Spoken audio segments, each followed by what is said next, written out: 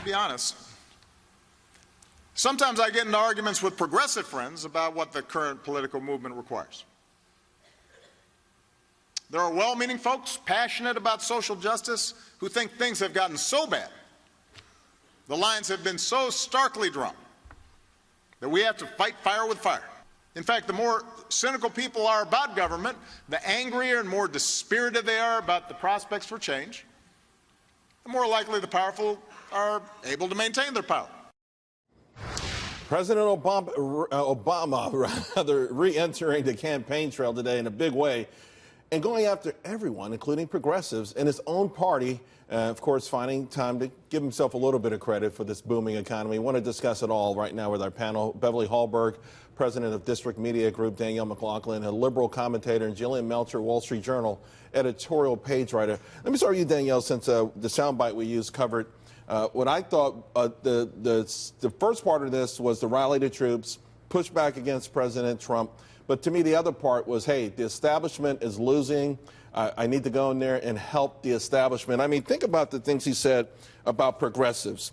Don't fight fire with fire. Don't make stuff up. Stop name calling. Find common ground. And you don't need a messiah. Hint, hint, Bernie Sanders. I mean, that was some pretty tough stuff from a Democrat to Democrats. He might have actually been talking about himself as well. I think people see Obama sitting on the sidelines, hoping he's going to come back in and join the fight. So the messiah came back and said, don't look for the messiah. Pretty much. He's saying this needs to be good, hard-working, decent people that we put into government. This is not about an authoritarian. This is not about somebody who's going to collect power. This is about regular people. But do you see him pushing back against the burning wing, which is gaining momentum?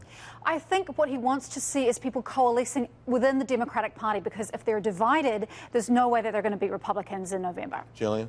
Well, I mean, it's a tricky thing, right? Because if we have some of the stuff like we've seen at the Kavanaugh hearings, I think that really gins up the base for Republicans. At the same time, I think that we've got to energize, the Democrats anyway, need to energize their base.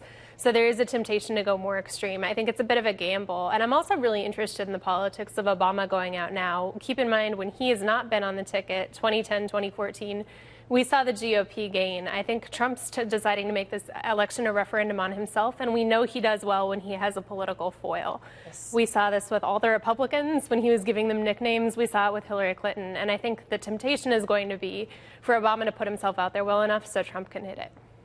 Beverly, I was watching your tweets while this was going on, and you know, they were very interesting, to say the least, because you saw some hypocrisy there, even though you're not a fan necessarily of President Trump's tweets or some of his actions. You saw the hypocrisy also today.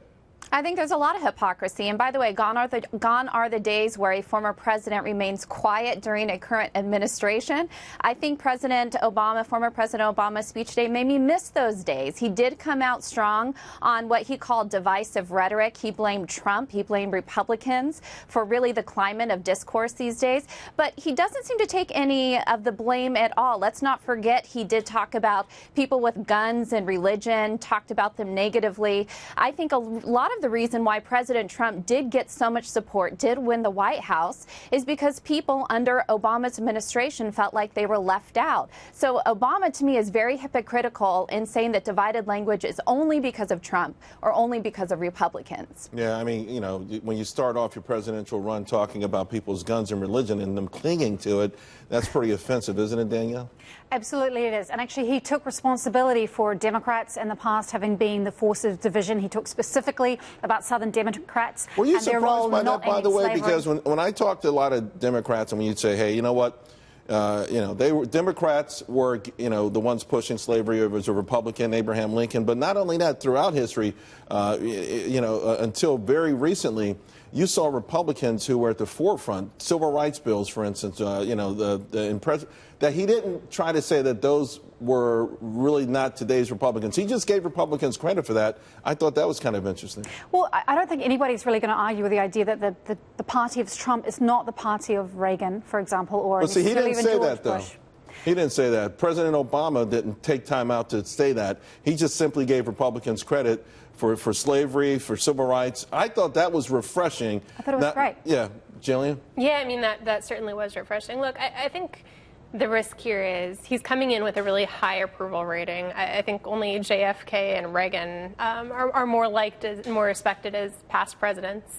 Could he ruin that, though, by getting involved in a campaign? Absolutely. It's a situation where absence has made the heart grow fonder. I think him going out there and reminding people what he stood for, just from a policy standpoint, the heavy regulation, the lack of economic opportunities that we saw because government was stifling it. I think that's something that may galvanize the GOP in a way he doesn't intend. Yeah, of course. And also, Beverly, it was interesting that even though it felt like he was pushing back against the Bernie wing and the Bernie momentum, he might have adopted a few things, right? He talked about the fresh idea of Medicaid for all. He reiterated no student debt. All right, it's $1.5 trillion. Maybe there's a magic way of getting all that done. So what's the ultimate message for Democrats? And after today's performance, do they want to see him doing this more often? I think this could be actually detrimental for Democrats in the midterms.